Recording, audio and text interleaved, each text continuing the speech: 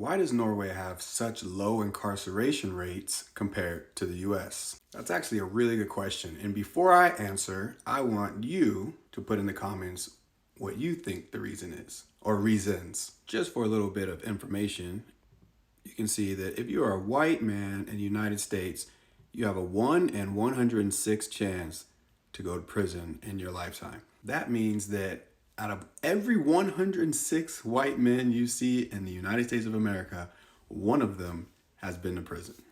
All men in general, black, white, Hispanic, all citizens of the United States of America that are male, out of every 54 of them, one has gone to prison. 1 in 54 is crazy.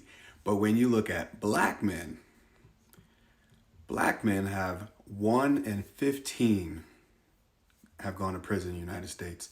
And if they're just aged 20 to 34, it's a 1 in 9. It's crazy to me to think that 1 out of every 9 black men between 20 and 34 has gone to prison or will go to prison. And it's just so sad.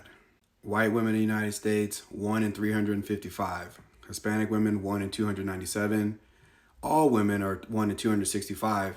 And then even black women are 1 in 100. Like, really pause that and just take a look at that. It's so crazy for me to think that, like, as a black man in America, you're almost guaranteed to go to jail. At some point in your lifetime, you're guaranteed to go to jail, prison, have handcuffs on you, have a weapon pointed at you, be assaulted, something as guarantee. But why is that? I think there's a few reasons. There is the United States of America is the United States. So there's 50 states and the District of Columbia.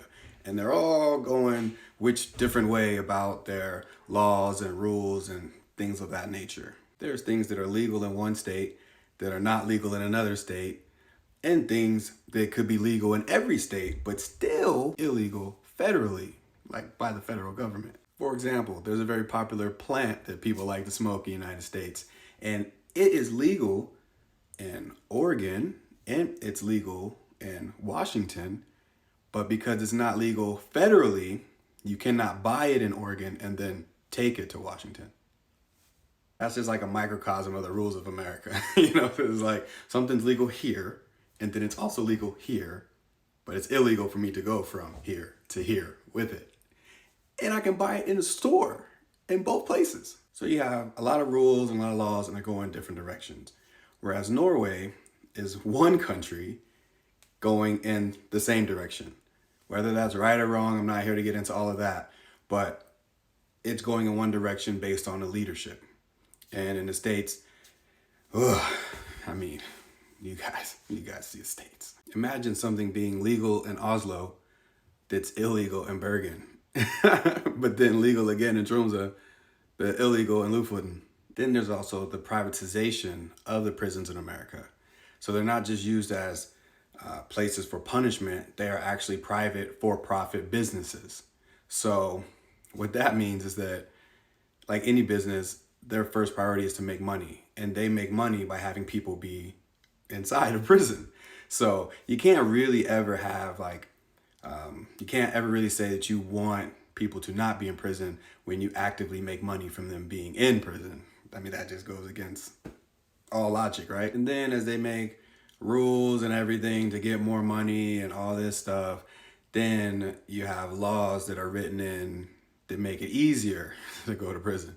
I mean, I swear you can go to prison in America for anything. I mean, the land of the free. We got the most people locked up, which is mind-boggling. I would almost dare to say that most Americans know somebody that has been arrested, handcuffs, jail, or in prison. They know somebody's friend, somebody, a friend of a friend.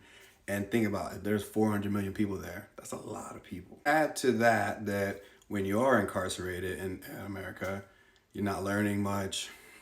A lot of prisons don't have any type of rehabilitation, cognitive thinking, no job training, no education. So when people get out, they're no better than they were when they came in. And when they came in, they were criminals. They were making bad choices. They were doing all the stuff that led them to prison.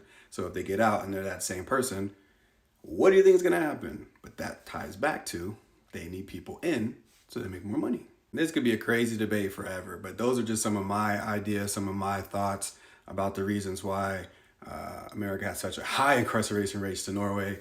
Norway is just really a lot different with the rules and the laws and weapons and rehabilitation and just everything when it comes to education and healthcare. I mean, there's so many reasons. So, like I said, if you have any ideas, please put them in the comments and let's talk about it.